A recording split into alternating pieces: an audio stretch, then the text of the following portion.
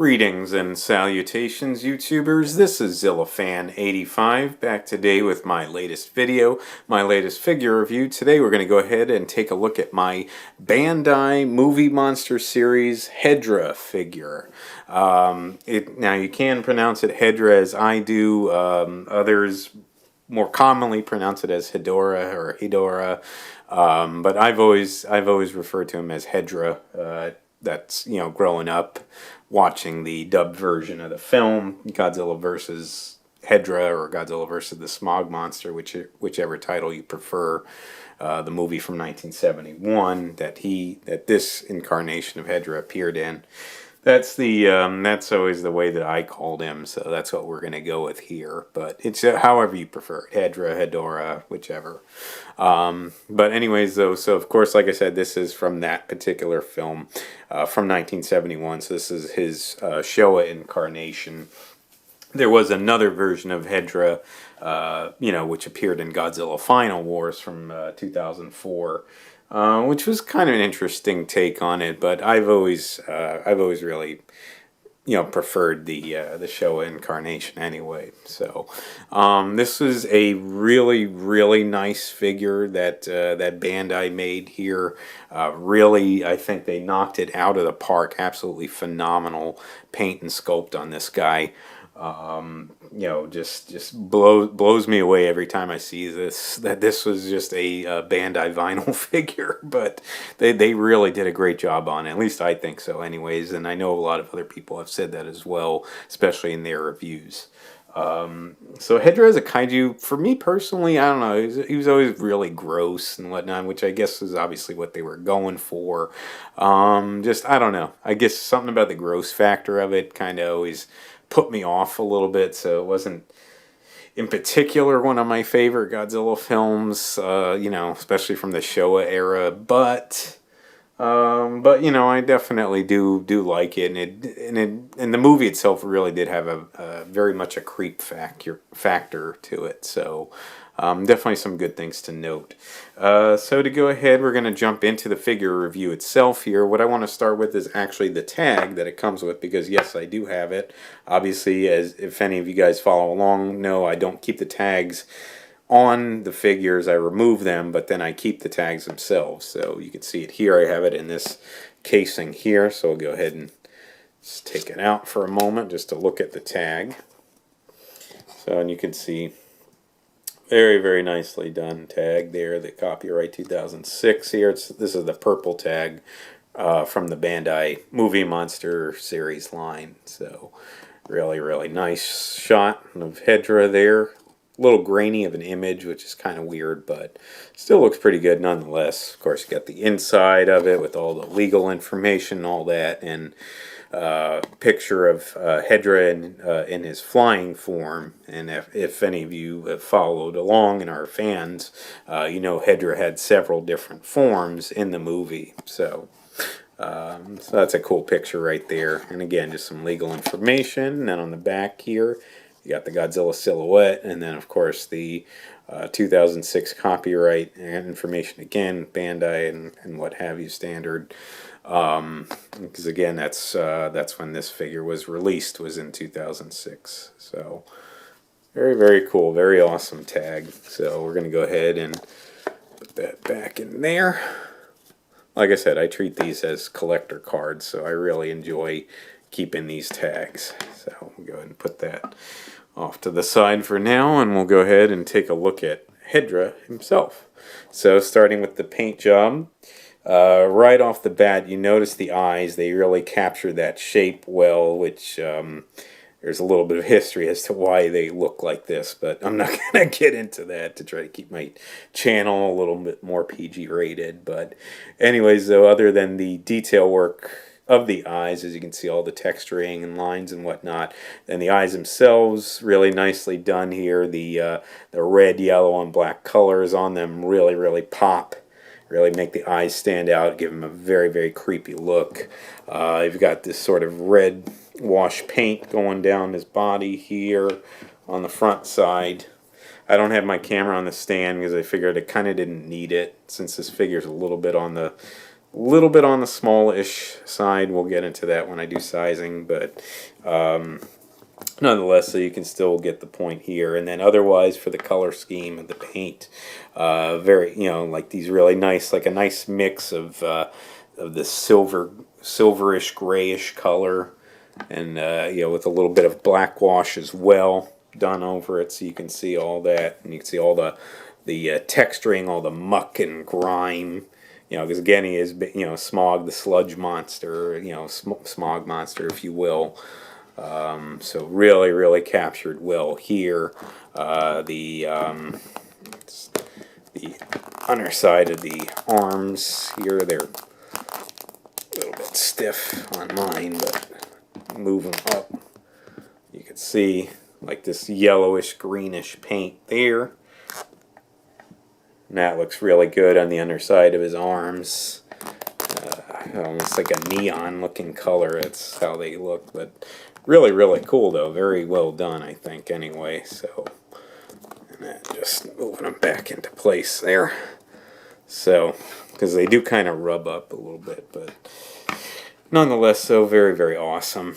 Again, and now onto his back here, and you can see where it's got the egg sac on there and all the detail work for it. And then really, really a nice mix of color. You got the, that's more of that yellowish greenish color, and then of course you got red and some grayish black highlights on there as well. So just a lot of colors popping on his back here with the egg sac and whatnot. And then of course that runs down his back and onto his tail, and you got some of the streaks of red on the tail with, of course, again, the grayish black color there running all the way down, all the detail work, again, all that sludge and grime and everything that he's got make up his body here. Very, very cool. The underside's a little more smooth there, but you still have some texturing and whatnot, so you guys can see all that. And of course, sort of a blacked out color on the bottom of his feet here, and that's where you got all your I'll move the camera up a little bit here. Hopefully it picks it up. You can see some of the copyright information there.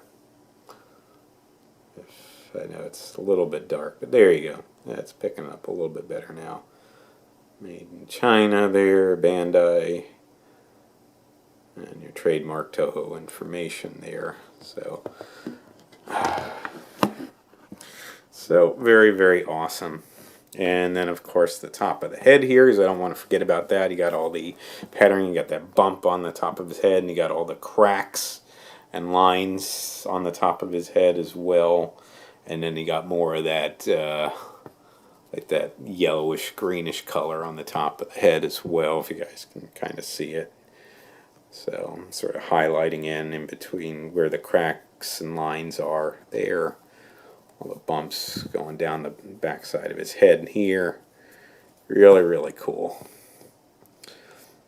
Again, nice little look around.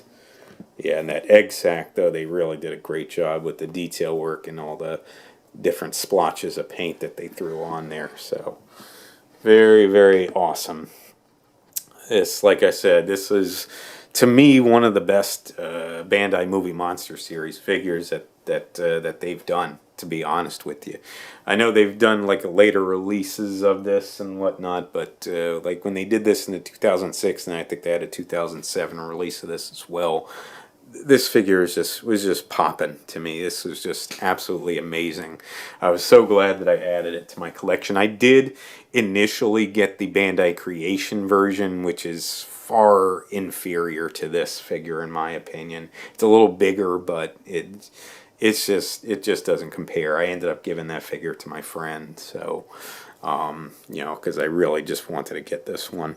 So that covers it for the paint and detail. As far as articulation goes, you guys kind of already saw it before, but the arms at the shoulders here, they do move, they rotate, and you can get them to spin mostly around. I don't know that I would really recommend going all the way though, just because you see the way that those folds of sludge here, whatever, kind of rub up against the legs. So, but you can, if you have to kind of work it a little bit, but you can rotate it. And it goes a bit of a way. I think on some people's figures, these arms are a little bit looser. Mine are kind of stiff.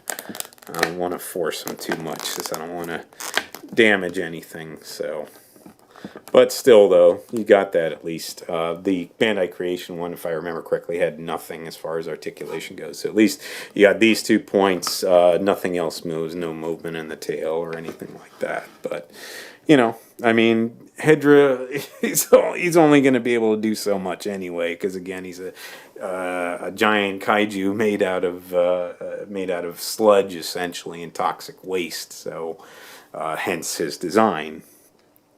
So I think it's right in the ballpark for what you need. So, but mainly though, this guy really, to me, will look awesome on a shelf. So that's it for the articulation, and then for sizing, again, like I said, he's a bit on the small-ish side, and that's been kind of the big complaint with this guy. So he's roughly in the 6-inch scale. I do say roughly. But for example, I do have my Bandai Creation 1968 Godzilla figure with me. I did previously review this guy. Now he's more or less in the 7-inch scale. I'm going to go ahead and lift my camera so you guys can take a better scope of this here. So you see though, as you see though, the Bandai Creation 1968 Godzilla is considerably larger than the Bandai Movie Monster series Hedorah. Like I said, this guy's more in the 7-inch scale, and this is more in the roughly 6-inch scale. He is a bit undersized though, but this guy may be a little oversized. But I mean, you know, maybe with some trick photography work or whatever, or if you just want to have them next to each other on the shelf, I mean, I still think it's okay. It's just the only thing is Hedorah himself was a fairly large kaiju. I think he was actually a little bigger than Godzilla, so more like, you know what I mean, something more like that might have been a little more accurate. But nonetheless, though, I mean, it's still, like I said, it's a great figure all around, in my opinion. So to me, you can't go wrong with it. But that's, you know, that about it for sizing. So just to give you guys a glimpse there to see what you'd be working with here. But if you can get past that, definitely really, really awesome. Other than that, though, just pricing wise, now again, this was a, you know, Movie Monster series figure that was released in 2006, and it's not overly common. It's a little on the rare side. If you want to get this, try to get this guy without the tag, you maybe can do so for around $50 to $60 or so.